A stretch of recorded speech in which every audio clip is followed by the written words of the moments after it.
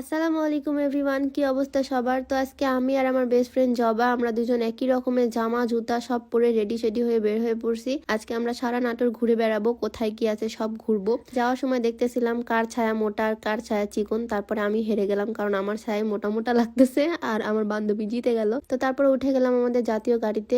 আমরা একই রকমের স্ক্রাঞ্চি পরছিলাম আর আমি দেখাচ্ছিলাম তোর হাতে মেহেদি নাই, আমার হাতে মেহেদি আছে, আমার হাত বেশি সুন্দর লাগতেছে। তারপরে এই তো আমাদের ডিসি পার্কের সামনে দিয়ে যাচ্ছিলাম, রাস্তাটা অনেক সুন্দর লাগলো তাই ভিডিও করলাম একটু। আর এই রাস্তাটা আরো বেশি সুন্দর লাগতেছে, তাই না? রোদ পড়ছে, অনেক সুন্দর লাগতেছে। আর এখান থেকে শুরু হয়েছে নাটোরের উত্তরা গণভবন রাজবাড়ির এরিয়া। পুরাটা প্রাচীর দিয়ে ঘেরা, ওইখানে গেট আর পুরাটা এরিয়া। আর গেটের সামনে রাস্তার দুই পাশে মেলা বসে, সকালবেলা সবজির বাজার বসে আর বিকালবেলা এরকম মেলা বসে, খেলনাপাতি পাওয়া যায়, দেন ফুচকা চটপটি যা যা আছে সব পাওয়া যায়। তো আর একটু সামনে গেলেই গেট, তো আমরা এখানে এখন নেমে যাব। আর এইটা হলো নাটোরের উত্তরা গণভবনের গেট, যেখানে সুন্দর একটা ঘড়ি লাগানো আছে, দেখতে পাচ্ছ কয়টা বাজে। আর গেটটা কিন্তু অনেক সুন্দর। আর ওইখানে হলো টিকিট কাউন্টার। তো টিকিট কাটার পরে আমরা ভিতরে ঢুকবো। এখানে আমি আর আমার বান্ধবী একটু ঢং টং করতেছি গেটের সামনে, কি করবো, ব্লগে আমাদেরও তো নিতে হবে তাই না? তো তারপরে ঢুকে গেলাম ভিতরে। আর ওখানেও একটা ঘড়ি আছে, এই ঘড়িটা প্রত্যেক ঘন্টায় ঘন্টায় ঢং ঢং করে বাজে। আর রাজবাড়ির ভিতরে পরিবেশটা অনেক সুন্দর ছিল, শীতকালীন ফুলগুলো যখন ফুটবে তখন আরো বেশি সুন্দর লাগবে। তো এই রাস্তা দেখে আমি বলতেছিলাম আমার বান্ধবীকে এখানে একটা স্লোমো ভিডিও করে দে। ভিডিওতে আমি ইফেক্ট ফিল্টার একটু বেশি দিয়ে ফেলছি, যাই হোক ব্যাপার না।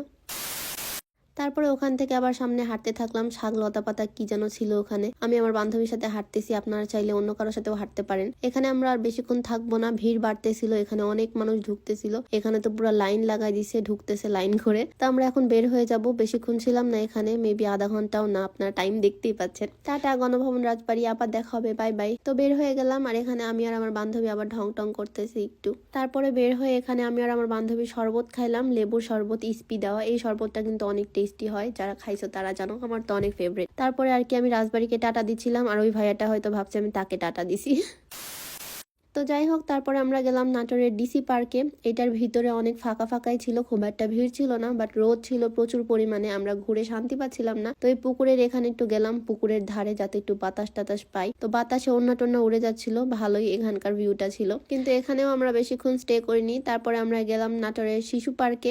আমরা যদিও এখন বড় হয়ে গেছি, তারপরে একটু গেলাম শিশু পার্কে শিশুদের সাথে বিনোদন নিতে। তো ভিতরে ঢোকার পরে এখানেও দেখলাম প্রচুর পরিমাণে ভিড়, ঘোড়ার গাড়ি ছিল এখানে অনেকগুলা। কিন্তু দুঃখের বিষয় হলো আমি যখন ছোট ছিলাম তখন এগুলো ঘোড়ার গাড়ি এখানে আনতো না, এখন এখানে আনছে। আর এখন আমি বড় হয়ে গেছি, এটা কোনো কথা?